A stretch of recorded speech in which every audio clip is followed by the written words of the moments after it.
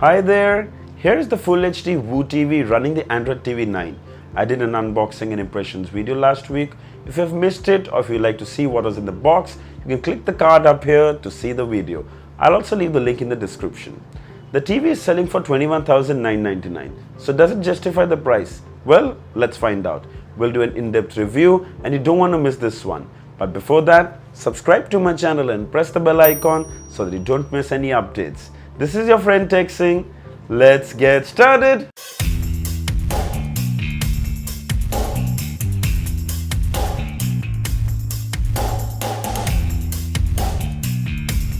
Before we begin, I shall be answering some questions that many of you have asked me about the Full HD Voo TV. Does this TV have a VA panel or an IPS panel?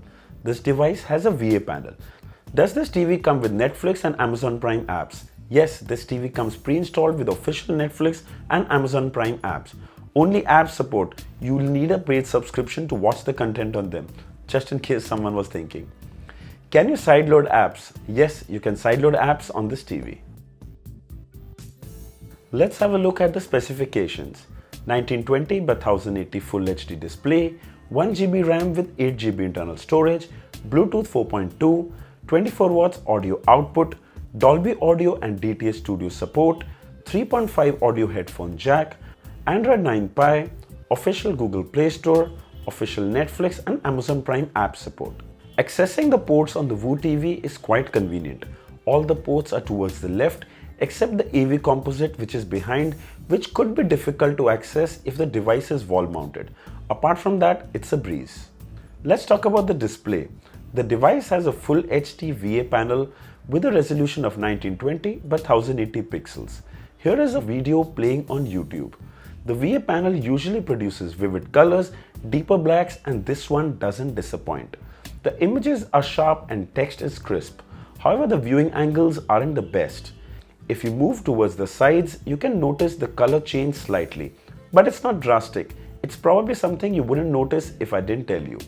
The color reproduction of the Voo TV is genuinely impressive. However, you can adjust the color and brightness in the picture settings as per your choice. I'm sure most of us won't touch it. It's tuned very well for our liking. The brightness levels are also good. In fact, the auto backlight can be set to medium or high, and that will avoid strain and you will have an amazing viewing experience. Let's check out the set-top box quality. We'll start with the SD channels and then HD channels. SD channels look quite decent. Surprisingly, it's handling the upscaling very well. I can easily say if you have an SD set-top box, you're going to have a reasonably good viewing experience. Also, I've said this before, if you have a set-top box and it's connected via HDMI cable, the video output is drastically good. Moving to the HD channels. Goes without saying, absolutely a delight to watch. Brilliant colors, deep black, sharp and fun to watch. Can't see anyone complaining. I highly recommend you have an HD set-top box to enjoy its best viewing experience. The device is running the latest Android TV 9 with official app support from Netflix and Amazon Prime. Starting with Netflix, the official app runs like a breeze, smooth and super easy to navigate. Videos play smoothly, you can access change subtitles and audio as well. HD content looks crazy clear and vibrant. For a change, I'm really not missing 4K. It looks amazing. Coming to Amazon Prime. It comes pre-installed as well. The app takes a good 10-15 seconds to boot. But apart from that, the app runs smoothly. Played content, and the only thing I was a little unhappy is that it played edge-to-edge video, which is a good thing, but it actually looked awkwardly stretched, not matching the viewing ratio. It didn't play at 1080p either, just 720p. The video, however, played smoothly with no app crashes. You can access subtitles and change the font as well. Now, this is probably a software bug which could be fixed with an update. Just thought I'll bring this to your notice. Overall, the app works fine. Let's check out the YouTube app, and it works without any hiccups. 4K videos can be played, but they max out at Full HD 1080, which is smart in a way. No point streaming 4K videos when the display doesn't support. Overall, the videos played perfectly. Smooth videos each time you use the YouTube app. Unfortunately, no Google Voice Search support as there is no mic on the remote. The Voo TV remote has an infrared remote which is quite responsive. I personally didn't have any problems using it.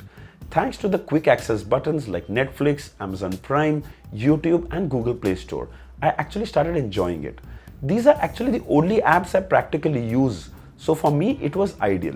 It's more of a conventional remote that we have been seeing from the past 2-3 decades with a few tweaks, which doesn't necessarily mean it's a bad thing. It's good, easy to use and productive.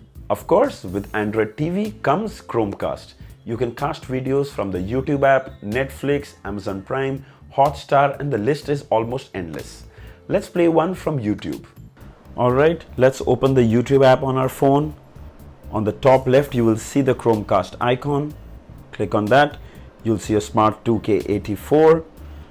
And on the screen, you will see it's ready to cast. You click on the video and you click play. And there you go, the video starts. Right from your phone, you can pause it, you can play it, you can scrub further. Also, the other good thing is that if you lock your device, you can control your video directly from the lock screen. You can pause it, you can play it, as well as you can shut down Chromecast directly from here. There you go. Thanks to Chromecast, we can mirror our Android phones to our Android TV. Download and open the Google Home app on your Android phone. So open the Google Home app on your Android phone. On here you will see your Android TV. So Smart 2K 84. You click on that. Here right down at the bottom you can say cast my screen. Click here, cast screen. And there you go.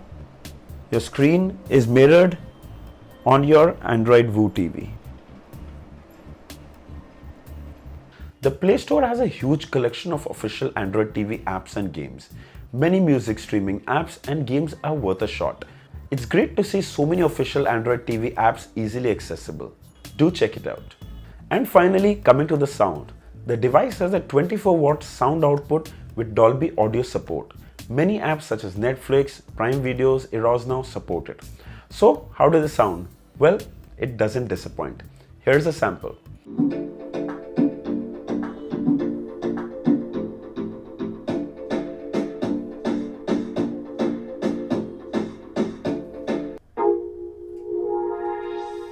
Firstly, they get really loud. The bass is decent and it's not strongest point. You can hear the thump, but gets quite muffled with the highs. The mids and highs are sharp. Overall, it's perfect for your TV video experience. They sound quite decent. If you want to connect an external soundbar or home theater system, you have the optical and HDMI ARC for digital output. And that is a big plus. Bluetooth is also on board, so you can connect your favorite Bluetooth headphones and enjoy. For those who like wired headphones, don't worry, even 3.5 headphone jack is available. Easy, plug and play, enjoy. Coming to the performance. It's far better than I expected, smooth and barely any lag. I didn't experience any app crash or reboot in the past 10 days of use. Only disappointment is internal storage. The device comes with 8 GB but usable is just 4.6. It should be enough for 5-7 apps, but if one game like Asphalt 8, you would be struggling for space. So finally, I can say it's a good device for the price. Deep blacks, bright vivid colors, Android TV 9, Google Apps, Netflix, Amazon Prime, Chromecast, great sound and Bluetooth. The only thing that lacks is really the Google Voice search, which is very subjective. Some need it and some don't really even care. Trust me, it's one of those features you want it, but if you have it, you'll probably never use it. For $21,999, this is a safe bet. It also includes a wall mount unit which some other companies charge extra, and you know whom I'm talking about. Like I said before, you can close your eyes and get this one. It's a clean vanilla Android TV experience. No frills, just Android.